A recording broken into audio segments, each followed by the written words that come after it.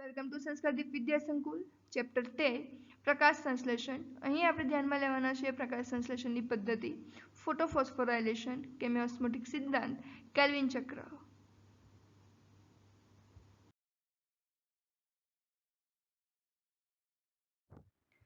Okay, તો હવે આપણે જોવાના છે પ્રકાશ સંશ્લેષણ પદ્ધતિ। તો પ્રકાશ સંશ્લેષણ પદ્ધતિમાં આપણે બે પ્રક્રિયા જોવાના છે, એક પ્રકાશ પ્રક્રિયા છે, એક અંધકાર પ્રક્રિયા છે। જેમ આપણે જાણીએ છીએ તેમ પ્રકાશ પ્રક્રિયાની અંદર પાણીનું જળ વિભાજન, અંધકાર પ્રક્રિયામાં C3 C4 ચક્ર આપણે ધ્યાનમાં લઈશું। તો પ્રકાશ પ્રક્રિયામાં શું થશે તો કે આપણે બહુ શોર્ટમાં એક વખત યાદ કરી લઈએ તો 680-700 નેનોમીટરનો તરંગ લંબાઈ વાળો સૂર્યપ્રકાશ આવે છે, પાણીનું જળ વિભાજન કરે છે, પાણીના જળ વિભાજનથી હાઇડ્રોજન આયન મુક્ત થાય છે જે NADP દ્વારા સ્વીકારાય છે, NADPH2 માં કન્વર્ટ થાય છે અને ATP ઉત્પન્ન થાય છે, જે NADPH2 અને ATP C3 સાયકલમાં ઉપયોગમાં લેવાનું છે। તો આપણને ધ્યાનમાં આવે અહીંયા કે પ્રકાશ પ્રક્રિયા માટે આપણે આગળના એક પાર્ટમાં જોઈ ગયા છે, પાર્ટ 1માં, કે ક્લોરોફિલ છે તે મેઇન રોલ પ્લે કરે છે અને બાકીના બધા જે અણુઓ છે તે સહાયક અણુ તરીકે વર્તે છે। તો અહીંયા આપણે આ ધ્યાનમાં લઈએ કે પિગમેન્ટ મોલેક્યુલ અહીંયા જે લખ્યું છે તે એટલે કે રંજક દ્રવ્યો, જેને કહેવામાં આવે કે લાઇટ હાર્વેસ્ટિંગ કોમ્પ્લેક્સ, એટલે કે લાઇટ એટલે કે પ્રકાશ હાર્વેસ્ટ કરવું એટલે કે ગ્રહણ કરવો, કોમ્પ્લેક્સ એક આખા સમુદાય દ્વારા સૂર્યપ્રકાશનો અહીંયા સ્વીકાર થાય છે, કયા સ્વરૂપે? ફોટોન સ્વરૂપે। આથી આને ફોટો સિસ્ટમ કહેવાય કે જે બધી તરંગલંબાઈ એકબીજાની સાથે ભેગી કરીને પછી એને પ્રાથમિક ગ્રાહક તરફ મોકલે। એટલે જો તમે યાદ કરો કે અચક્રીય અને ચક્રીય ફોટોફોસ્ફોરાયલેશન માટે તો તમને ધ્યાનમાં આવશે સપોઝ કે Z સ્કીમ, અથવા તો આપણે ધ્યાનમાં લઈએ કે અચક્રીય ફોટોફોસ્ફોરાયલેશન ઉપરાંત ચક્રીય ફોટો, આ આપણે જે રેડ પેનથી ડ્રો કર્યું છે તે ચક્રીય અચક્રીય ફોટોફોસ્ફોરાયલેશન, અને અહીંયા આપણે ધ્યાનમાં લઈશું અચક્રીય ફોટોફોસ્ફોરાયલેશન। તો બંનેમાં એક વસ્તુ તમને એવી કોમન દેખાશે કે ત્યાં ક્લોરોફિલના અણુઓ સૂર્યપ્રકાશનો સ્વીકાર કરવા માટે હાજર હોય છે, જેનો સ્વીકાર કરીને તે ઉર્જાને આગળ મોકલશે અને એની પછીની પ્રક્રિયા આપણે નેક્સ્ટ સ્ટેપમાં જોઈશું। અહીંયા આ ટોપિકમાં આપણે વાત કરવાના છે પ્રકાશ પ્રક્રિયા શું છે। તો પ્રકાશ પ્રક્રિયા ખરેખર ત્યાં પ્રકાશનું શોષણ કરે, પાણીનું જળ વિભાજન કરે, ઓક્સિજન ઉત્પન્ન કરશે અને રાસાયણિક મધ્યસ્થી જેવા કે ATP અને NADPH નો સમાવેશ કરશે। આ પ્રક્રિયા માટે પ્રકાશ તંત્ર જરૂરી છે, આથી તેને પ્રકાશ પ્રક્રિયા કહેવાય। એવું નથી કે પ્રકાશની હાજરી ફરજિયાત જોઈએ છે, પણ આપણે એવું કહી શકીએ કે પ્રકાશ તંત્ર એટલે કે ફોટોન ફરજિયાત જોઈએ છે, આથી અહીંયા એને પ્રકાશ પ્રક્રિયા કહીએ છીએ। વાત કોણે કરેલી છે અહીંયા? સૌથી પહેલા અભ્યાસ કોણે કર્યો છે તો ધ્યાનમાં લઈએ તો ઇમર્સન અને આર્નોલ્ડે ક્લોરેલા ઉપર કામ કર્યું અને બે પ્રકાશ તંત્ર અથવા તો બે રંજક દ્રવ્ય તંત્રનો ખ્યાલ આપ્યો, જે આપણે વાત કરી ગયા છે PS1 પ્રકાશ તંત્ર 1, PS2 પ્રકાશ તંત્ર 2 માં અલગ અલગ પ્રકાશ રાસાયણિક પ્રકાશગ્રાહી સંકુલ એટલે કે લાઇટ હાર્વેસ્ટિંગ કોમ્પ્લેક્સમાં આયોજિત થયેલા હોય। એટલે આપણે એવું કહી શકીએ કે એક પ્રકાશ તંત્ર શેનું બનેલું છે તો કે એક પ્રકાશ તંત્ર પ્રક્રિયા કેન્દ્ર, એટલે કે પ્રક્રિયા કેન્દ્ર એટલે આપણા માટે શું થવાનું છે? ક્લોરોફિલ એ થશે, અને LHC એટલે કે લાઇટ હાર્વેસ્ટિંગ કોમ્પ્લેક્સ એટલે કે એને મદદ કરતા બીજા વાત કરી ગયા તેમ ક્લોરોફિલ બી, કેરોટીનોઇડ્સ રંજક દ્રવ્ય છે, ઝેન્થોફિલ છે, કેરોટીન છે, એ દ્રવ્યોની હાજરી છે કે જે એને એના પ્રક્રિયા કેન્દ્ર તરફ ફોટોનને મોકલશે। તો આપણે ધ્યાનમાં લઈએ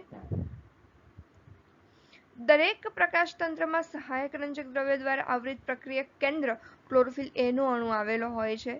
પ્રક્રિયક કેન્દ્ર તરીકે કયો અણુ? ફરી એક વખત ધ્યાનમાં લેજો, ક્લોરોફિલ એ નો અણુ। સહાયક રંજક દ્રવ્ય પ્રકાશ ઉર્જા શોષે અને ત્યારબાદ પ્રક્રિયક કેન્દ્રને સ્થાનાંતરિત કરે। એટલે આપણે વાત કરી ગયા તેમ કે ક્લોરોફિલ અને અહીંયા આપણે વાત કરીએ કે ક્લોરોફિલ એ છે તે કેન્દ્ર છે, ક્લોરોફિલ બી છે તે સહાયક છે, કેરોટીન છે, ઝેન્થોફિલ છે। તો અહીંયા આપણે આ વાત કરીએ કે ઝેન્થોફિલ ક્લોરોફિલ એને આપશે, કેરોટીન ક્લોરોફિલ એને આપશે, ક્લોરોફિલ બી ક્લોરોફિલ એને આપશે। તો આપણે વાત કરીએ કે શોષણ કર્યા બાદ એનો મૂવ કોના તરફ થશે? ક્લોરોફિલ એ તરફ થશે. આથી ક્લોરોફિલ એને પ્રક્રિયા કેન્દ્ર કહેવામાં આવે છે. આ રંજક દ્રવ્ય પ્રકાશની વિવિધ તરંગલંબાઈનું શોષણ કરીને પ્રકાશ સંશ્લેષણને વધારે કાર્યક્ષમ બનાવે છે. આપણે આગળ વાત કરી ગયા છે, જો એ શોષણ ન કરે અને એકલું ક્લોરોફિલ એ શોષણ કરે તો એનું ફોટો ઓક્સિડેશન થવા માંડે, અને જો ક્લોરોફિલ એ પણ શોષણ ન કરે તો વેસ્ટ જાય. આથી આ બધા અણુઓ ભેગા મળીને પ્રકાશનું શોષણ કરે અને ક્લોરોફિલ એ તરફ મોકલી આપશે. આ અણુઓ એન્ટેના અણુ અથવા LHC તરીકે ઓળખાય. LHC પ્રોટીનથી બંધાયેલા 100 કરતાં વધારે રંજક દ્રવ્યના અણુઓ છે. આ એક્ઝામમાં આંકડો પૂછાઈ ગયેલો છે, જૂની બુકનો આંકડો છે. કેટલા રંજક દ્રવ્યના અણુઓ હોય છે? 250 થી 400 અણુઓ હોય છે કે રંજક દ્રવ્ય સાથે બંધાયેલા હોય. બંને પ્રકાશતંત્રમાં પ્રક્રિયા કેન્દ્ર અલગ છે. PS1 માં ક્લોરોફિલ એ પ્રક્રિયક કેન્દ્ર છે. તેની શોષણ ઉચ્ચતા 700 નેનોમીટર છે, આમ તેને P700 પણ કહેવાય. જ્યારે PS2 ની શોષણ ઉચ્ચતા 680 નેનોમીટર છે, આથી એને P680 પણ કહેવામાં આવે. આપણે બોર્ડમાં ભણતી વખતે ધ્યાનમાં લઈ ગયા છીએ. PS1 અને PS2 એ ક્રમના આધારે નહીં, એની શોધના આધારે નામ પડેલા છે, જે આપણે ધ્યાનમાં રાખીશું.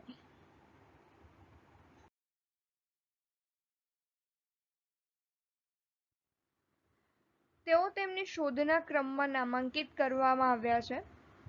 પ્રકાશ પ્રક્રિયા દરમિયાન કાર્ય કરવાના ક્રમને આધારે નહીં. PS2 એ ગ્રેનલ થાઇલેકોઇડના આચ્છાદિત ભાગમાં અને PS1 એ ગ્રેના અને સ્ટ્રોમલ થાઇલેકોઇડના અનાચ્છાદિત ભાગમાં જોવા મળે છે. અહીંયા તમે ધ્યાનમાં લઈ શકો.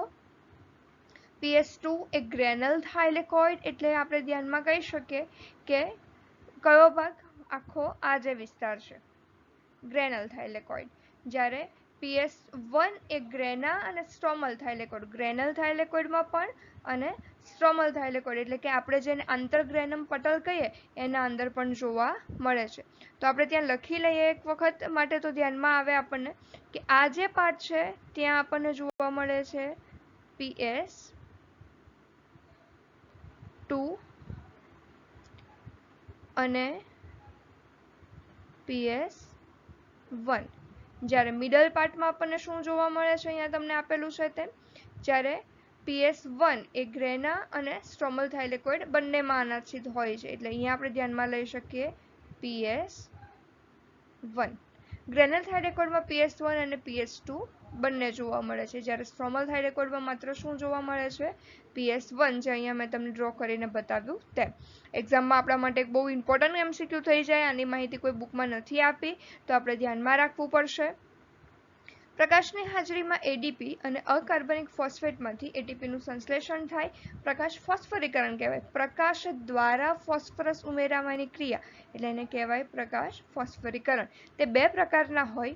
ફર્સ્ટ આપણને આપ્યું છે ચક્રીય ફોટોફોસ્ફોરાયલેશન, એટલે કે આપણા માટે થવાની છે તે ઝેડ વ્યવસ્થા.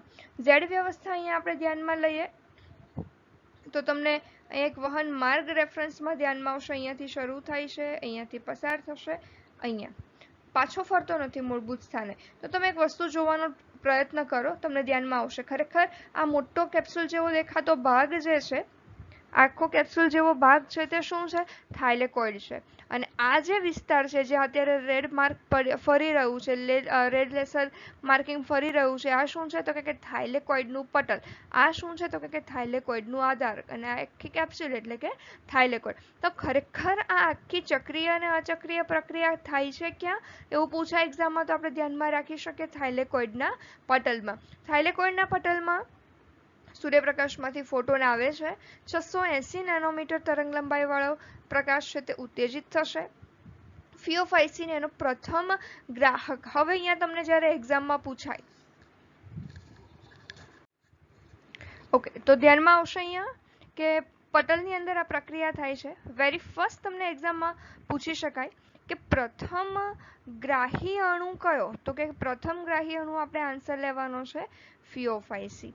અને વિજાણુ વહન તંત્રનો પ્રથમ ગ્રાહી અણુ કયો? તો વિજાણુ વહન તંત્રનો પ્રથમ ગ્રાહી અણુ કયો થશે? પ્લાસ્ટોક્વિનોન. ધ્યાનમાં લેજો. ક્લોરોફિલ પછી પ્રથમ ગ્રાહી અણુ કયો? તો કે ફિયોફાઇસિન. અને આ જે આખું છે તે વિજાણુ વહન તંત્ર છે. કયું? પ્લાસ્ટોક્વિનોન. આ પ્લાસ્ટોક્વિનોન હાઇડ્રોજન આયન બેઝ પર જ છે, જે બંને પ્લાસ્ટોક્વિનોનનું તમે જુઓ પ્રતિવર્તી પ્રક્રિયા દર્શાવે છે. પ્લાસ્ટોક્વિનોન, સાઇટોક્રોમ, પ્લાસ્ટોસાઇનિન અહીંયા આપણને જોવા મળે છે. તે તો આપણે જોઈએ અહીંયા, અને તમને યાદ પણ હશે બોર્ડ વખતે આપણે જોયેલું છે PQ site PC, PQ site PC. તો અહીંયા PQ એટલે પ્લાસ્ટોક્વિનોન, સાઇટ એટલે સાઇટોક્રોમ, PC એટલે પ્લાસ્ટોસાઇનિન. તો ક્રમ તમને ધ્યાનમાં આવશે. વેરી ફર્સ્ટ ગ્રાહી અણુ કયો છે? ફિયોફાઇસિન. પછી આપણને જોવા મળશે, અથવા તો ફિયોનિન આપણે કહી શકીએ. ફિયોફાઇસિન સમુદાય તો આપણે પેલામાં જોયેલો છે લીલ આધારિત, પણ એના ઉપરથી જ આ નામ આપણને જોવા મળે છે ફિયોનિન. પછી આપણને જોવા મળશે પ્લાસ્ટોક્વિનોન, એનો ગ્રાહક અણુ. પ્લાસ્ટોક્વિનોનમાંથી પ્લાસ્ટોક્વિનોન હાઇડ્રેટમાં કન્વર્ટ થશે. પ્લાસ્ટોક્વિનોનમાંથી જશે સાઇટોક્રોમ, સાઇટોક્રોમમાંથી પ્લાસ્ટોસાઇનિન. હવે પ્લાસ્ટોસાઇનિન પાસેથી અહીંયા P700 એને ફરી પાછું ઉત્તેજિત કરશે અને એનો શિકાર થશે FRS. FRS પછીથી ફરી પાછું એ જશે FD એટલે કે ફેરોડોક્સિન. અહીંયા આપણે ધ્યાનમાં રાખીએ કે FRS એટલે શું થશે? તો કે ફેરોડોક્સિન રિડ્યુસિંગ સબસ્ટન્સ, કે જે ફેરોડોક્સિનનું રિડક્શન કરે છે. કેવી રીતે રિડક્શન થશે? તો કે હાઇડ્રોજન ઉમેરાય છે તો એનું શું થાય છે? રિડક્શન થવાનું છે.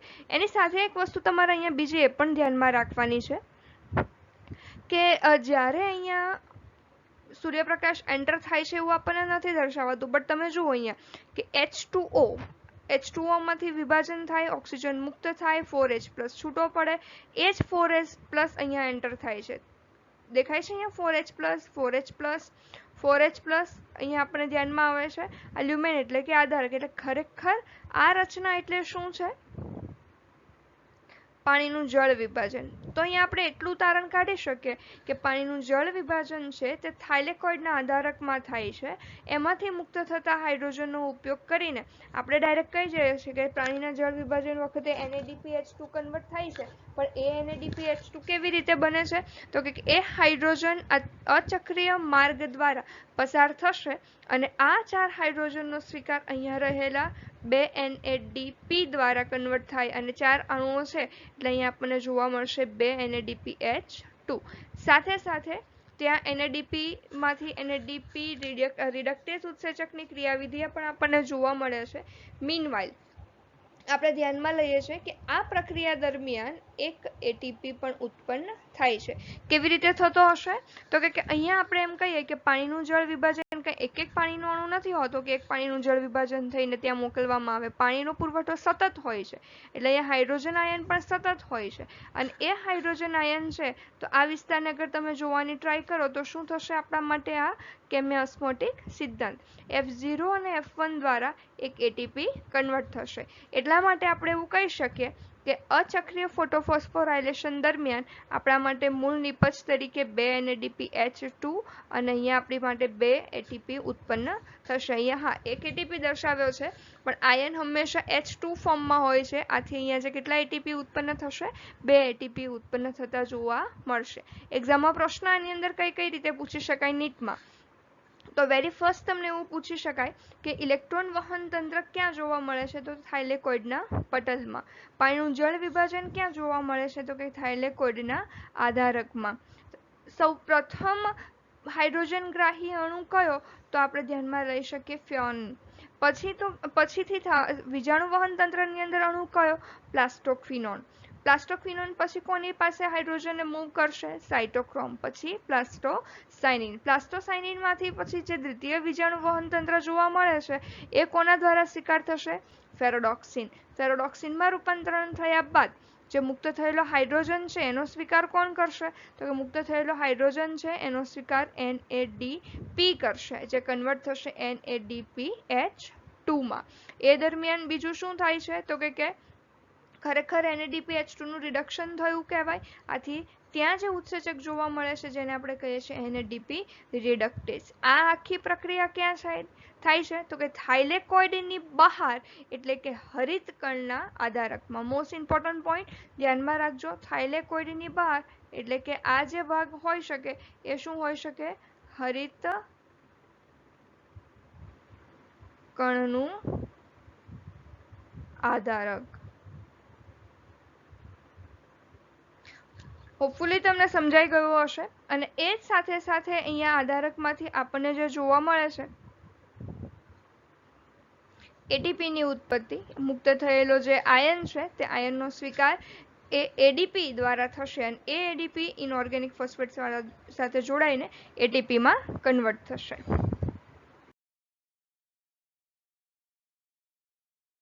આપણે જે થિયરી આગળ જે જોઈ ગયા આકૃતિ એનું આપણને અહીંયા વર્ણન આપેલું છે। અચક્રીય ફોસ્ફરીકરણમાં PS1 અને PS2 બંને સંકળાયેલા હોય છે, જેથી ફક્ત ગ્રેના થાઇલેકોઇડમાં જોવા મળે છે, પરંતુ સ્ટ્રોમા થાઇલેકોઇડમાં નહીં, કારણ કે સ્ટ્રોમા થાઇલેકોઇડ માત્ર શું ધરાવે છે? PS2 તથા NADP રિડક્ટેઝ ઉત્સેચક ધરાવતું નથી, એ માત્ર શું ધરાવે છે? PS1 ધરાવે છે। PS2 માટે ઇલેક્ટ્રોન ગ્રાહક થિયોફાઇટિન છે, જે સાયટોક્રોમ ધરાવતા વિજાણુવહન તંત્રમાં ઇલેક્ટ્રોન સ્થાનાંતરિત કરે છે। ઇલેક્ટ્રોનનું આ વહન ઓક્સિડેશન રિડક્શન અથવા તો રેડોક્સ પોટેન્શિયલના સંદર્ભમાં કેવું છે? અધોગામી, એટલે કે નીચેની દિશા તરફ આગળ વધે છે। PS2 માંથી ઉત્સર્જિત ઇલેક્ટ્રોન વિજાણુવહન તંત્ર દ્વારા PS1 ના રંજક દ્રવ્યમાં પહોંચે છે। આ સાથે જ PS1 માં રહેલ પ્રક્રિયક કેન્દ્રના ઇલેક્ટ્રોન જ્યારે 700 નેનોમીટર એટલે કે લાલ તરંગલંબાઇ મેળવે ત્યારે તે ઉત્તેજિત થાય છે। તેઓ બીજા ગ્રાહક અણુ અને ત્યારબાદ ફેરોડોક્સિનને સ્થાનાંતરિત કરે છે।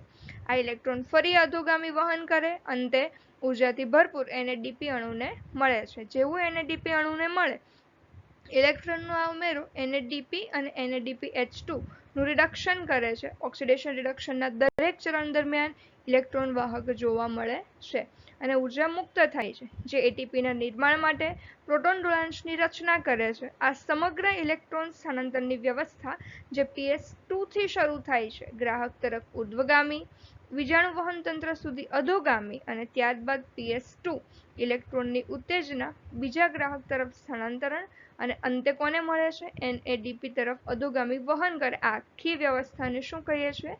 જળ વ્યવસ્થા। હવે આપણે અહીંયા એક બોક્સમાં આપેલી માહિતી, જે પાણીના જળ વિભાજનની આપણે વાત કરીએ છીએ વારે વારે, એની વાત આપણને વચ્ચેથી બોક્સમાં આપી છે। શું કામ? તો કે આગળ પણ આકૃતિમાં મેં દર્શાવ્યું કે જે આપણા માટે ઓક્સિજનનો જે સ્ત્રોત છે અને હાઇડ્રોજનનો જે સ્ત્રોત છે એના માટે પાણીનું જળ વિભાજન મુખ્ય છે। તો કે પ્રકાશતંત્ર 2 માંથી સ્થાનાંતરિત વિજાણુ ફરીથી પ્રતિસ્થાપિત થવા જરૂરી છે, અને જો એ પ્રતિસ્થાપિત થાય છે તો ક્યાંથી થાય છે? પુરવઠો ક્યાંથી મળે છે? તો એ પુરવઠો પાણીના જળ વિભાજનથી મળતા ઇલેક્ટ્રોનથી ઉપયુક્ત કરવામાં આવે છે। પાણીનું વિભાજન PS2 સાથે સંકલિત છે। પાણી H+ અને ઇલેક્ટ્રોન ઓક્સિજન અને ઇલેક્ટ્રોનમાં વિભાજે છે। આ ઓક્સિજન ઉત્પન્ન કરે છે, જે પ્રકાશ સંશ્લેષણની ચોખ્ખી નિપજ છે। પ્રકાશતંત્ર 2 માંથી મુક્ત થયેલા ઇલેક્ટ્રોનના પ્રતિસ્થાપન માટે જરૂરી ઇલેક્ટ્રોન પ્રકાશતંત્રમાંથી મેળવવામાં આવે છે। શું થાય છે? તો કે 2 પાણીના અણુનું વિભાજન થાય, 4 H+ ઓક્સિજન અને 4 ઇલેક્ટ્રોન મુક્ત થશે। અહીં આપણે ધ્યાન આપવું જરૂરી છે કે પાણીનું વિભાજન કરતું સંકુલ PS2 સાથે સંકલિત છે, જે થાઇલેકોઇડના પટલના અંદરના ભાગે, એટલે આપણે એને કહી શકીએ થાઇલેકોઇડના પટલના આધારકમાં ગોઠવાયેલું છે। MCQ આમાંથી પણ મળે, જે આગળ આપણે ચર્ચા કરી ગયા। આ Z આકાર ત્યારે નિર્માણ પામે છે જ્યારે બધા વાહક તેમના રેડોક્સ પોટેન્શિયલના ક્રમમાં ગોઠવવામાં આવે। પ્રકાશ ઉર્જાના શોષણથી PS2 દ્વારા મુક્ત થયેલો ઇલેક્ટ્રોન ક્લોરોફિલ A 680 માં પાછો ક્યારેય ફરતો નથી। આથી PS2 માં ઇલેક્ટ્રોનની કમી પાણીના પ્રકાશ વિભાજનથી પૂરી કરવામાં આવે છે, જેના પરિણામે જળ વ્યવસ્થામાં ઓક્સિજનનો ઉદ્ભવ થાય છે। પાણી પ્રકાશ વિભાજન થાઇલેકોઇડના પટલની અંદરની સપાટી ઉપર થાય છે, જેથી પ્રોટોન અને ઓક્સિજન થાઇલેકોઇડના પટલમાં મુક્ત થાય છે। જે દરમિયાન આપણે એમ કહીએ કે એક ક્વોન્ટમ કંઈક ઉર્જા મળતી હશે, ખરેખર એક ક્વોન્ટમ જે સૂર્યપ્રકાશમાંથી એક અણુ આવે છે એમાંથી કેટલી ઉર્જા મુક્ત થાય છે? તો કે આટલી। પ્રકાશ સંશ્લેષણમાં એક અણુ ઓક્સિજનની ઉત્પત્તિ માટે જરૂરી પ્રકાશ ક્વોન્ટા અથવા તો ફોટોન કેટલા છે? 8। 4 H+ તમને જોવા મળ્યા તો 1 H+ બરાબર 2 ફોટોન, એટલે આપણે ધ્યાનમાં કરી શકીએ કે 2 ઓક્સિજનના અણુની ઉત્પત્તિ માટે કેટલા ફોટોન જોઈએ છે? 8। તો ક્વોન્ટમ નિપજ પ્રકાશ સંશ્લેષણમાં પ્રકાશના એક ક્વોન્ટમ દ્વારા ઉત્પન્ન થતા ઓક્સિજનના અણુની સંખ્યા ક્વોન્ટમ નિપજ છે। 8 ક્વોન્ટા 1 ઓક્સિજન ઉત્પન્ન કરે છે। આમ ક્વોન્ટમ નિપજ 1/8 એટલે કે 1 ઓક્સિજન ઉત્પન્ન થાય છે એક ઓક્સિજનનો અણુ 8 ક્વોન્ટમને વાપરીને, જેને આપણે કહી શકીએ 0.125 અથવા તો 12.5%. એક્ઝામમાં જનરલી પૂછાતું નથી આ, પણ આપણે એટલું ધ્યાનમાં રાખીશું કે પ્રકાશ સંશ્લેષણમાં એક અણુ ઓક્સિજનની ઉત્પત્તિ માટે જરૂરી પ્રકાશ ક્વોન્ટા અથવા તો ફોટોન કેટલા છે? 8. એક અણુ O2 લખ્યું હોય તો 8 અને ખાલી ઓક્સિજન લખ્યો હોય તો 4 આવશે. ધ્યાનમાં રાખજો, O2 છે એટલે 8, પણ ખાલી O લખ્યો હોય, O ફોર્મ, એટલે એના ફોટોન કેવા થઈ જશે? હાફ. હવે અચક્રીય ફોટોફોસ્ફોરાયલેશન ભણ્યા પછી ચક્રીય ફોટોફોસ્ફોરાયલેશન સમજવું આપણા માટે એકદમ ઈઝી થઈ જશે. અહીં વેરી ફર્સ્ટ તો એ ધ્યાનમાં રાખીશું કે પાણીનું જળ વિભાજન નથી થતું, એટલે સીધી વાત છે કે આયનનો કોઈ વહન માર્ગ સતત નહીં સર્જાય, અને જો આયનનો વહન માર્ગ સતત નથી સર્જાતો તો આયન ફરીને પાછો ત્યાં આવી જાય છે, એટલે બહારથી લેવાની એટલી જરૂર રહેતી નથી. જોઈએ, ચક્રીય ફોટોફોસ્ફરીકરણમાં ફક્ત PS1 કાર્ય કરે છે. આ પ્રક્રિયા થવા માટેનું શક્ય સ્થાન સ્ટ્રોમા થાઇલેકોઇડ છે. ચક્રીય ETS દરમિયાન PS1 દ્વારા મુક્ત કરવામાં આવેલ ઇલેક્ટ્રોન પ્રક્રિયક કેન્દ્રમાં પાછો ફરે છે. ઓક્સિડેશન અને રિડક્શનના દરેક ચરણમાં ઇલેક્ટ્રોન વાહકમાંથી પસાર થતો ઇલેક્ટ્રોન શક્તિ ગુમાવે અને એટીપીનું સર્જન પ્રોટોન ઢોળાંશ ઉપરાંત કરી શકાય છે. ચક્રીય ETSમાં ઓક્સિજન મુક્ત થતો નથી, કારણ કે શું થતું નથી? પાણીનું જળ વિભાજન થતું નથી. ધ્યાનમાં રાખવા જેવો પોઈન્ટ, ETSમાં ઓક્સિજન મુક્ત થતો નથી કારણ કે પાણીનું જળ વિભાજન થતું નથી. ચક્રીય પ્રક્રિયામાં NADPH2 ઉત્પન્ન થતું નથી. ફક્ત ને ફક્ત શું થાય છે? એટીપી. શું કામ? ઓક્સિજન મુક્ત નથી થતો, પાણીનું જળ વિભાજન, એટલે કે આપણી પાસે પ્રક્રિયક જ નથી, અને NADPH2 નું રિડક્શન પણ નથી થતું કારણ કે અહીંયા પાણીનું જળ વિભાજન નથી થતું, એટલે હાઇડ્રોજન ઉત્પન્ન થતો નથી. તો ફક્ત ને ફક્ત શું થાય છે? એટીપી નું નિર્માણ થાય છે. તો આપણા માટે અહીંયા સાયક્લિક ફોટોફોસ્ફોરાયલેશનની પ્રક્રિયા માટે આપણે જોઈએ તો ફોટોસિસ્ટમ 700 સૌથી પહેલા FRS, શું એને કહીશું આપણે? ફેરોક્સિન રિડક્શન માટેનું આખું જે કોમ્પ્લેક્સ છે તે સંકુલ FRS. હવે એનો સ્વીકાર FD દ્વારા થશે, ફેરોડોક્સિન દ્વારા, પ્લાસ્ટોક્વિનોન દ્વારા, સાઇટોક્રોમ દ્વારા, PC દ્વારા.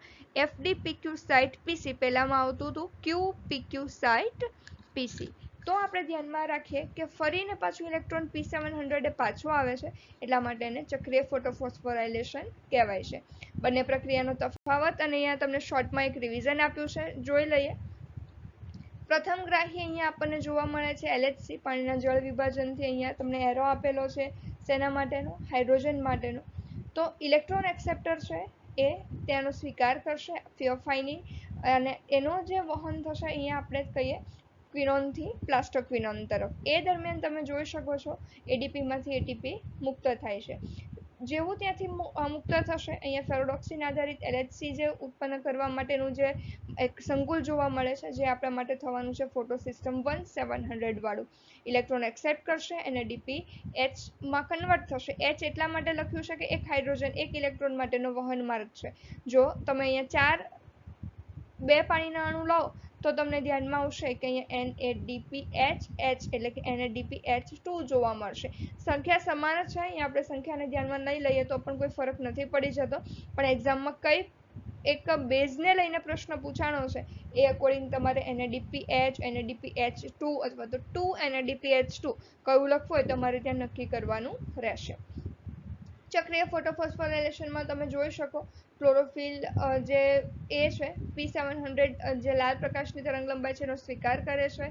અહીંયાથી ઉત્તેજિત થઈને અણુ જશે પ્રથમગ્રાહી અણુમાંથી, જે વિજાણુ વાહક તંત્ર છે એમાંથી પસાર થશે ને એ દરમિયાન એટીપી મુક્ત થાય છે. તફાવત છે તે કદાચ તમે ધ્યાનથી જુઓ તો મેઇન આપણે આખું વાત કરી ગયા એ જ છે. અચક્રીય ફોટોફોસ્ફોરાયલેશન, ચક્રીય ફોટોફોસ્ફોરાયલેશન. અચક્રીયમાં PS2 અને PS1 બંને પાર્ટિસિપેશન કરે છે, આમાં ફક્ત PS1 પાર્ટિસિપેશન કરે છે. પ્રથમ ગ્રાહક અહીંયા આપણને જોવા મળે છે ફિયોફાઇટીન, અહીંયા આપણને જોવા મળે છે FRS. અહીંયા એ અણુ પાછો ઇલેક્ટ્રોન ફરતો નથી, અહીંયા P700 માં પાછો ફરે છે.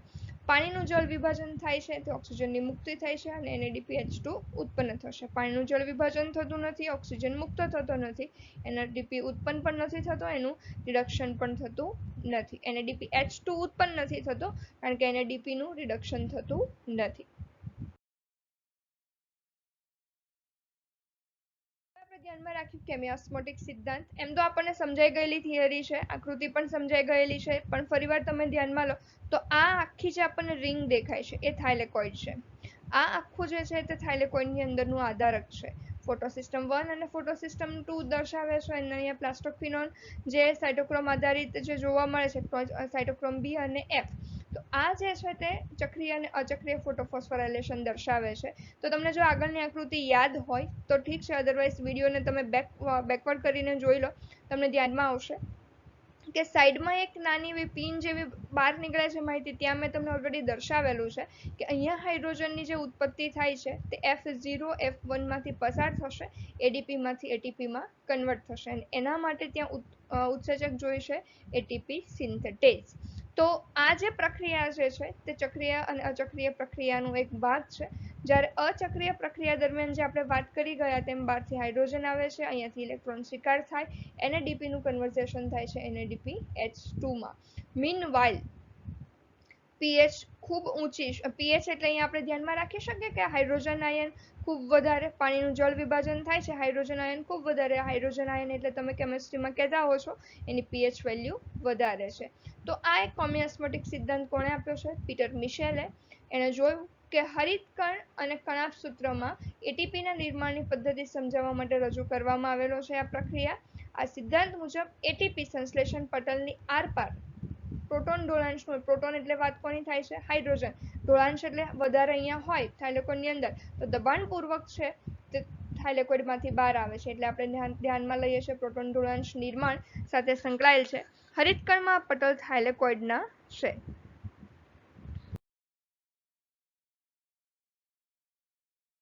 રાખીએ પ્રોટોન ઢોળાંશ વિકાસ માટેના ચરણ. પાણીના અણુનું વિભાજન પટલના અંદરના ભાગે થાય છે, જેથી પાણીના વિભાજનથી ઉત્પન્ન થતા હાઇડ્રોજન આયનો થાઇલેકોઇડના પોલાણમાં એકઠા થશે. ચિત્ર સ્વરૂપે યાદ રાખો, થાઇલેકોઇડના પોલાણમાં હાઇડ્રોજન ઉત્પન્ન થયા, કેવી રીતે થયા? પાણીના જળ વિભાજનથી થયા. હવે એકઠા થઈ ગયા છે, આખું થાઇલેકોઇડ ભરાઈ ગયું છે, એની પાસે બે ઓપ્શન છે, કાં તો થાઇલેકોઇડ ફાટી જાય અથવા તો ત્યાંથી જે એને વહન થવાનો માર્ગ છે ત્યાંથી બહાર નીકળે. તો વહન થવાનો માર્ગ માત્ર કયો છે? F0 F1. તો પ્રકાશ તંત્રમાં ઇલેક્ટ્રોનના વહનના કારણે પ્રોટોન પટલની આરપાર વહન પામે છે. એટલા માટે થાય છે કારણ કે પટલની બહારના ભાગે આપેલ પ્રાથમિક વીજાણુગ્રાહક એટલે કે ફિયોપાઇટી તેના ઇલેક્ટ્રોનને વીજાણુગ્રાહક તરીકે નહીં પરંતુ હાઇડ્રોજન વાહક પ્લાસ્ટોક્વિનોનને કરે છે. એટલે કે ચક્રીય આપણે અચક્રીય તબક્કાની વાત થઈ. જુઓ તમે કે વહન કરવા માટે પ્લાસ્ટોક્વિનોન છે તે તેને આગળ મોકલાવે છે. અહીં અણુ ઇલેક્ટ્રોનના સ્થળાંતર દરમિયાન આધારકમાંથી પ્રોટોનના અણુનો ઘટાડો કરે છે, જ્યારે પ્લાસ્ટોક્વિનોન તેના ઇલેક્ટ્રોન ગ્રાહક FES પ્રોટીન અથવા તો સાઇટોક્રોમને સ્થાનાંતરિત કરશે, જે પટલના અંદરના ભાગમાં જ આવેલું છે. પ્રોટોન પટલની અંદરની તરફ આવેલા પોલાણમાં મુક્ત થાય છે. NADP રિડક્ટેઝ ઉત્સેચક પટલની બહારની તરફ હોય, જ્યાં એ બહાર નીકળતા ઇલેક્ટ્રોનનો સ્વીકાર કરી લેશે. ક્યાંથી બહાર નીકળે છે? PS1 ના વીજાણુમાંથી ફેરોક્સિન તરફ આવતા ઇલેક્ટ્રોનની સાથે સાથે NADP+ માંથી NADPH માં રિડક્શન થવા માટે પ્રોટોન જરૂરી બનશે. આ પ્રોટોન આધારકમાંથી ઓછા થાય છે. આમ હરિતકણની અંદર આધારકમાં પ્રોટોનની સંખ્યા ઘટે છે, જ્યારે પોલાણમાં પ્રોટોનનું એકત્રીકરણ થાય. આ થાઇલેકોઇડના પટલની આરપાર પ્રોટોન ઢોળાંશ રચાય છે તથા પોલાણની pH સ્પષ્ટ ઘટે છે. આ ઢોળાંશ મહત્વનો છે કારણ કે ઢોળાંશમાં ઉત્પન્ન થતો અવરોધ જ ઉર્જા મુક્ત કરે છે. આ ઢોળાંશ ત્યારે તૂટે છે જ્યારે એટીપીએસ ધરાવતા પટલ ચેનલના F0 ભાગમાંથી પટલની આરપાર આધારક તરફ પ્રોટોનનું વહન થાય. આ ઢોળાંશ ત્યારે જ એ તૂટશે જ્યારે F0 માંથી F1 તરફ એનું વહન થાય. જવાબદાર કયો ઉત્સેચક છે? એટીપીએસ. એક કે જે F0 છે તે પટલમાં ખૂપેલો છે અને પાર પટલ ચેનલનું નિર્માણ કરે છે, જે પ્રોટોન પટલની આરપાર સાનુકૂલિત પ્રસરણ કરાવે છે. જ્યારે બીજો ભાગ છે F1 જે થાઇલેકોઇડના પટલની બહારની સપાટીએ ઉપસેલો છે, જે આધારકના ભાગની તરફ બહાર નીકળેલો હોય છે. અહીંયા મેં તમને આટલું આ ડિટેલ નથી કરાવ્યું કારણ કે એક્ઝેક્ટ સેમ બોર્ડની થિયરી છે અને તમે જોતા હશો કે યુનિટ 4 અને 5 મેં લગભગ તમને દરેક પેજમાં હું એનો ઉલ્લેખ કરતી જાઉં છું કે બોર્ડની થિયરી છે દેટ મીન્સ કે તમને સમજાવવું જોઈએ કે ચેપ્ટર નંબર 11 થી લઈને 22 જે ચેપ્ટર છે તે આપણને બોર્ડ માટે ક્લિયર હોવા જોઈએ, કારણ કે જો બોર્ડમાં તૈયાર કરી લેશો તો અહીંયા તમારી પ્રિપેરેશન 99% પૂરી થઈ જશે. અહીંયા 10% માત્ર માહિતી એવી છે કે જે આપણે અલગથી યાદ રાખીએ તો કોઈ ટ્વિસ્ટેડ સવાલ પૂછાય તો આપણને સમજાય.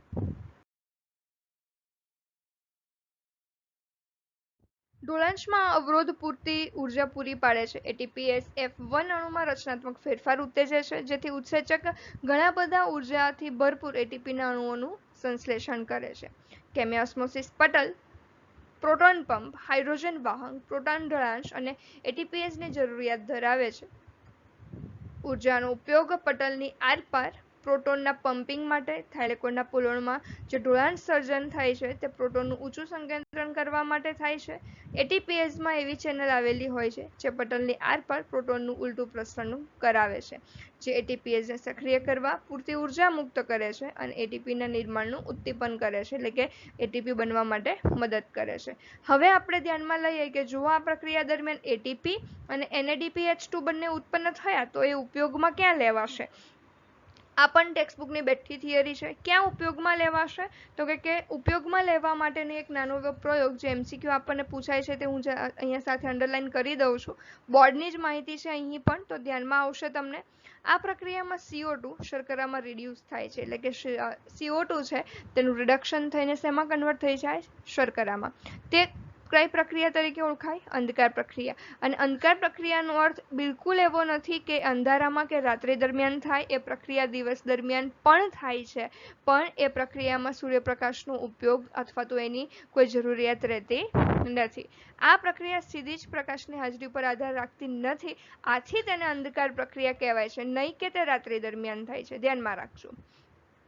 પ્રકાશ પ્રક્રિયાની નીપજ જેવી કે એટીપી અને NADPH2 પર આ પ્રક્રિયા આધારિત છે. જેવો પ્રકાશ ઉપલબ્ધ ન બને, જૈવ સંશ્લેષણ તબક્કો થોડા સમય માટે ચાલુ રહે અને ત્યારબાદ બંધ થઈ જાય. જો ત્યારબાદ પ્રકાશ ઉપલબ્ધ થાય તો ફરીવાર સંશ્લેષણ શરૂ થાય. એટલે એક વસ્તુ આપણે કહી શકીએ કે અંધકાર પ્રક્રિયા પ્રકાશ પ્રક્રિયા ઉપર આધારિત છે, પણ અંધકાર પ્રક્રિયામાં પ્રકાશની પોતે ડાયરેક્ટ કોઈ જરૂરિયાત રહેતી નથી. વૈજ્ઞાનિકો માટે એક દિલચસ્પ વાત એ છે કે પ્રક્રિયા કેવી રીતે આગળ વધે છે તે જોવા માટે CO2 જ્યારે પ્રક્રિયામાં ગ્રહણ થાય અથવા તો તેનું સ્થાપન થાય તો સૌપ્રથમ નિપજ શું બને છે? એમણે જોયું કે રેડિયો આઇસોટોપના લાભદાયક ઉપયોગ માટે ઘણી બધી જહેમત એમણે ઉઠાવી. એમાં મેઇન વૈજ્ઞાનિક છે મેલ્વિન કેલ્વિનનું કાર્ય. એમણે જોયું છે કે લીલમાં પ્રકાશ સંશ્લેષણના અભ્યાસ દરમિયાન C14 એક્ઝામમાં પૂછી શકાય. C14 ઓક્સિજનનો કયો સમસ્થાનિક? O18 અભ્યાસ કરવા માટે ઉપયોગમાં લીધેલો. જ્યારે આના અભ્યાસ માટે C14 રેડિયોએક્ટિવનો ઉપયોગ કર્યો. સૌ પ્રથમ એમણે જોયું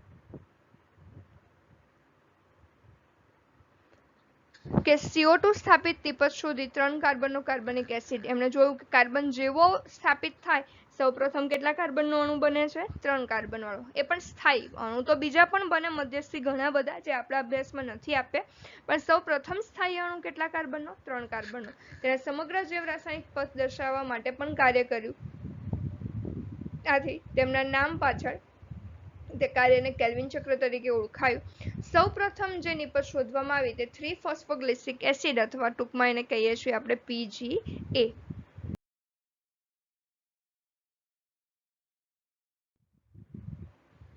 વૈજ્ઞાનિકો એવું જાણવા પણ પ્રયત્ન કર્યો કે બીજી વનસ્પતિમાં પણ PGA ઉત્પન્ન થાય છે, તો એમણે એ વસ્તુ ત્યાં માહિતી એવી મળે છે કે PGA CO2 ની સ્થાપનની પહેલી નિપજ છે, પણ બધી જ વનસ્પતિમાં આવું છે એવું શક્ય નથી, અને ઘણી બધીમાં એમણે એ નથી પણ જોયું. તો એમણે બીજું કઈ બાબત જોવા મળી તો કે ખૂબ વિશાળ શ્રેણીની વનસ્પતિ ઉપર પ્રયોગ કર્યા બાદ એક અલગ જૂથની વનસ્પતિ શોધવામાં આવી, જેમાં CO2 ના સ્થાપનની પ્રથમ સ્થાયી નિપજ તરીકે કાર્બનિક એસિડ જ હતી, પરંતુ કાર્બન કેટલા હતા? 4. આ એસિડ ઓક્ઝોએસિટિક એસિડ અથવા તો OAA તરીકે ઓળખાયો. તે થોડા સમય બાદ પ્રકાશ સંશ્લેષણ દરમિયાન CO2 સ્વાંગીકરણ 2 પ્રકારે થાય છે એવું કહી શકાય. એક C3 ચક્ર પ્રમાણે અથવા ને એક C4 ચક્ર પ્રમાણે.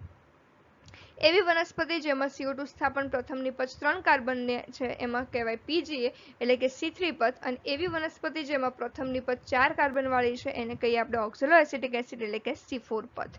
તો અહીંયા આપણે ધ્યાનમાં રાખીએ કે CO2 નું રિડક્શન બહુચરણીય એટલે કે ઘણા બધા તબક્કામાં પૂર્ણ થતી પ્રક્રિયા છે. વિવિધ વનસ્પતિમાં જીવ સંશ્લેષણ તબક્કો બે અલગ પથ દ્વારા થાય છે. પહેલો છે C3 પથ, બીજો છે C4 પથ. C3 પથમાં જીવ રાસાયણિક તબક્કામાં ફક્ત કેલ્વિન ચક્ર છે. C4 અને CAM કેપ્સ્યુલિન એસિડ મેટાબોલિઝમ આપણે ભણીશું આ ચેપ્ટરમાં આગળ. C4 અને CAM કેપ્સ્યુલિક એસિડ મેટાબોલિઝમ પથમાં કેલ્વિન ચક્ર પહેલા બીજી વધારાની પ્રક્રિયાઓ પણ થાય છે. એનો અર્થ એવો થયો કે બીજી પ્રક્રિયા ગમે તેટલી થાય પણ એની અંદર કેલ્વિન ચક્ર તો થાય જ છે, એ C4 હોય કે CAM હોય.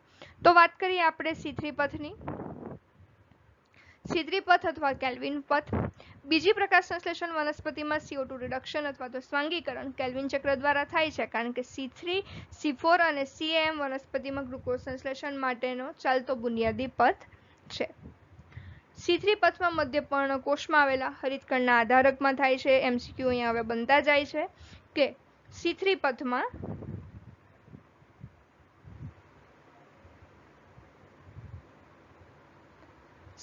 પથમાં મધ્યપર્ણ કોષમાં આવેલા હરિતકણના આધારકમાં થાય છે. C3 પથમાં આ જે પ્રક્રિયા છે તે ક્યાં થાય છે? મધ્યપર્ણ કોષોમાં આવેલા હરિતકણના આધારકમાં થાય છે. કેલ્વિન ચક્રનો પ્રથમ સ્થાયી સંયોજન 3 કાર્બન સંયોજન છે. કેલ્વિન ચક્રનું પ્રથમ સ્થાયી સંયોજન 3 કાર્બન સંયોજન છે. આમ કેલ્વિન ચક્રને C3 ચક્ર પણ કહીએ છીએ. પ્રથમ અસ્થાયી સંયોજન મેં તમને વાત કરી તેમ કે બીજા તો ઘણા હોય પણ C3 પ્રથમ સ્થાયી છે એટલે C3 કહીએ છીએ. પણ એમાં તમે જુઓ અહીંયા અસ્થાયી જે સૌ પહેલો બને છે ને તો 6 કાર્બન વાળો જે છે કીટો એસિડ કાર્બોક્સિલિક કીટોબીટોલ બાય ફોસ્ફેટ. પણ જનરલી આપણને એક્ઝામમાં આને રિલેટેડ કંઈ પૂછાતું નથી. કેલ્વિનને અંધકાર પ્રક્રિયાનો અભ્યાસ હરિતલીલ, ક્લોરેલા અને સિન્ડોસ્મસમાં કર્યો. મોસ્ટ ઇમ્પોર્ટન્ટ એક્ઝામમાં પૂછાય કે કઈ લીલમાં કર્યો?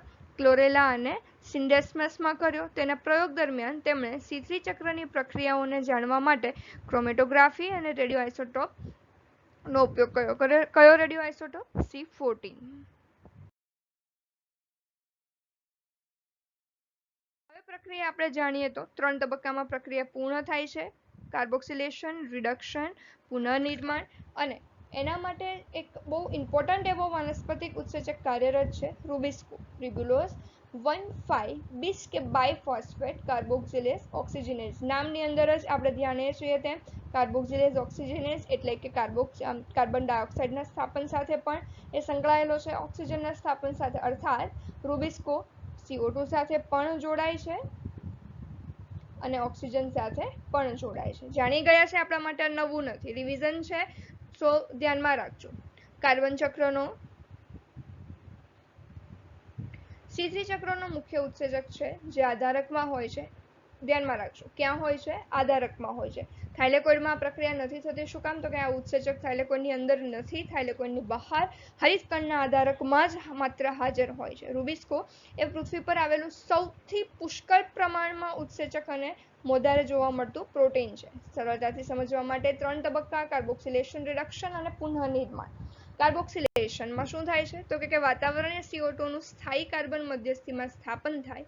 કાર્બોક્સિલેશન એ કેલ્વિન ચક્રનું ખૂબ જ મહત્વનું ચરણ છે જ્યાં CO2 RUBP ના કાર્બોક્સિલેશન માટે ઉપયોગમાં લેવાય છે. આ પ્રક્રિયા દરમિયાન RUBP કાર્બોક્સિલેઝ ઉત્સેચક દ્વારા ઉત્સેચન પામે છે. 3 PGA ના 2 અણુ બનાવે છે, એટલે કે 3 કાર્બન વાળા PGA ના કેટલા અણુ બનાવે છે? 2. કેમ? કારણ કે મુખ્ય અણુ તો કેટલા કાર્બનનો બને છે? 6 કાર્બનનો. શું કામ? તો કે રૂબિસ્કોની પોતાની પાસે કેટલા કાર્બન છે? 5 કાર્બન છે. કેવી રીતે ખબર પડી 5 કાર્બન? નામની અંદર જ છે 1,5 નો અર્થ છે પહેલા અને 5મા કાર્બન ઉપર કંઈક જોડાયેલું છે એટલે 5 કાર્બનનો અણુ છે. 3 કાર્બન વાળા 2 PGA ના અણુમાં પરિણમે છે. આ ઉત્સેચકમાં ઓક્સિજનેશન પ્રક્રિયા પણ હોવાને કારણે તેને RUBP કાર્બોક્સિલેઝ ઓક્સિજનેઝ અથવા તો રૂબિસ્કો કહેવો વધારે યોગ્ય રહેશે.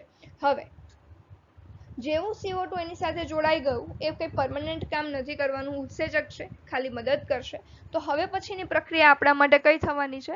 રિડક્શનની પ્રક્રિયા. અને રિડક્શનની પ્રક્રિયામાં ક્રમિક પ્રક્રિયા છે જે ગ્લુકોઝના નિર્માણમાં પરિણમે છે. આ ચરણો ફોસ્ફોરાયલેશન માટે 2 અણુ એટીપી નો ઉપયોગ અને દરેક CO2 ના અણુના રિડક્શન માટે NADPH નો ઉપયોગ દર્શાવે છે. એટલે તમને યાદ કરાવું કે આપણે અચક્રીય ફોટોફોસ્ફોરાયલેશનમાં જોઈ ગયા કે 2 એટીપી ઉત્પન્ન થાય છે અને 2 NADPH2 ઉત્પન્ન થાય છે. તેનો ઉપયોગ ક્યાં થશે? અહીંયા રિડક્શન તબક્કે. આ પથમાં એક ગ્લુકોઝ અણુ બનવા માટે 6 અણુ CO2 નું સ્થાપન અને 6 વખત ચક્ર ચાલવું જરૂરી છે. એક ગ્લુકોઝ અણુ બનવા માટે 6 અણુ CO2 નું સ્થાપન થવું અને જો 6 અણુ CO2 નું સ્થાપન કરવું હોય તો આખું ચક્ર કેટલી વાર ચાલવું જરૂરી છે? 6 વખત. હવે કોનું પુનઃનિર્માણ કરવાનું છે? તો કે રૂબિસ્કોનું. આ ચક્ર ખલેલ વિના ચાલુ રહે એટલા માટે રૂબિસ્કોનું પુનઃનિર્માણ કરવું જરૂરી છે. પુનઃનિર્માણ ચરણ RUBP ના નિર્માણ માટે એક એટીપી ની ફોસ્ફીકરણ માટેની જરૂરિયાત દર્શાવે છે. ત્યાં કોનું હજુ એક શું વપરાશે? એટીપી. તો તમને યાદ કરાવું કે 2 એટીપી અને 2 NADPH2 અચક્રીય ફોટોફોસ્ફોરાયલેશનમાં ઉત્પન્ન થતા હતા અને એક એટીપી જે છે તે ચક્રીય ફોટોફોસ્ફોરાયલેશનમાં. તો સરવાળો આપણને મળી ગયો કે 2 NADPH2 જે ઉત્પન્ન થતા હતા તે રિડક્શનમાં વપરાય છે, 2 એટીપી ઉત્પન્ન થતા હતા એ રિડક્શનમાં વપરાય છે અને ચક્રીયમાં જે ઉત્પન્ન થતો તો એક એટીપી એ શેમાં વપરાય છે? નિયર અબાઉટ આપણે કહીએ તો પુનઃનિર્માણમાં. અહીંયા આપણી પાસે સાયકલ છે, આપણી ટેક્સ્ટ બુકમાં આપેલી છે એ જ સાયકલ છે, તો તમને બહુ ક્લિયરલી વ્યવસ્થિત સમજાઈ જશે. 5 કાર્બન વાળું રિબ્યુલોઝ 1,5 બાયફોસ્ફેટ નું કાર્બોક્સિલેશન થાય છે. કાર્બોક્સિલેશન દરમિયાન CO2 અને H2O બંને જોડાઈ RUBP ની સાથે અને 3 કાર્બન વાળા કેટલા અણુ બને છે? 2. હવે રિડક્શન થાય છે તો એ દરમિયાન 2 એટીપી 2 NADPH2 નું રૂપાંતરણ થાય છે. હવે 2 NADPH નું રૂપાંતરણ થાય 2H+ અહીંયા એડ થાય છે. તો આપણે ધ્યાનમાં રાખીએ કે એટીપી વપરાઈને શું બનશે? એડીપી વપરાઈ ગયો અર્થાત કે ફોસ્ફરસ છૂટો પડ્યો. NADPH2 છે એ વપરાઈ ગયા હાઇડ્રોજન અને કન્વર્ટ થઈ જશે NADP. હવે આ ફરી પાછું ક્યાં જતું રહેવાનું છે? Z સ્કીમ પાસે. અને અહીંયા હવે આ કાર્બન આગળ વધે છે તો આ કાર્બન ગ્લુકોઝ સ્ટાર્ચ કે ટ્રાયોસ શર્કરા બનાવવા માટે વપરાઈ જશે. જેવું એ અહીંયા એક કાર્બન અહીંયા ડિપોઝિટ થઈ ગયું, કાર્બન અહીંયા આવી ગયું, તો હવે શું બચશે? તો કે 3 કાર્બન વાળું એક PGA અને 2 કાર્બન વાળો એક PGA. ખરેખર PGA તો નહીં કહીએ પણ તારા સમાજ માટે થોડું આપણે કહીએ તો કે 3 કાર્બન વાળો એક PGA અને 2 કાર્બન વાળો એક PGA. બંને છૂટા છે અને જોડ આપવાનું છે 5 કાર્બન વાળું, તો સીધી વાત છે 3 કાર્બન અને 2 કાર્બનને ચોક્કસ બંધથી બાંધવા પડશે. એટલા માટે આપણે એટીપી આપવી પડશે, ઉર્જા આપવી પડશે. બંધ બાંધી 5 કાર્બન વાળો જ્યારે અણુ થઈ જાય ત્યારે ફરી પાછું એને રિટર્ન કરી દઈશું. તો આ દરમિયાન એક ગ્લુકોઝ બનવા માટે 6 CO2 ભેગા થાય તો એક ગ્લુકોઝ થાય. જો એક સાયકલ હોય, આખું ચક્ર એક છે, તો કેટલા એટીપી વપરાય છે? 3. કેટલા NADPH2 વપરાય છે? 2. તો એને ગુણ્યા તમે 6 કરી નાખો તો તમને આ ટેબલ પણ સમજાઈ જશે જે આપણે ઓલરેડી બોર્ડમાં કરી ગયા છે. 6 તેરીને 18 એટીપી ઉત્પન્ન થશે અને 6 દુને 12 NADP ઉત્પન્ન થશે અથવા તો NADPH2 વપરાશે. તો અહીંયા આપણે ધ્યાનમાં રાખીએ, આમ દરેક CO2 અણુ જે કેલ્વિન ચક્રમાં પ્રવેશે છે તેના માટે 3 અણુ એટીપી, 2 અણુ NADPH જરૂરી છે. શક્યતા છે ચક્રીય ફોસ્ફોરીકરણના નિર્માણ પામતા એટીપી અને NADPH જે અંધકાર પ્રક્રિયામાં ઉપયોગમાં લેવાય છે તેના ફેરફારને સંતુલિત કરવા માટે છે. એક ગ્લુકોઝ અથવા ફ્રુક્ટોઝના નિર્માણ માટે કેલ્વિન ચક્રના 6 ફેરા જરૂરી છે કારણ કે એક હેક્ઝોઝના નિર્માણ માટે 6 CO2 જરૂરી બને. એટલા માટે આપણે ધ્યાનમાં લઈએ કે C3 ચક્રની અંધકાર પ્રક્રિયા દરમિયાન એક ગ્લુકોઝ અથવા ફ્રુક્ટોઝના નિર્માણ માટે 2 NADPH2 અને 18 એટીપી સ્વાંગીકરણ શક્તિની જરૂરિયાત રહેતી હોય છે.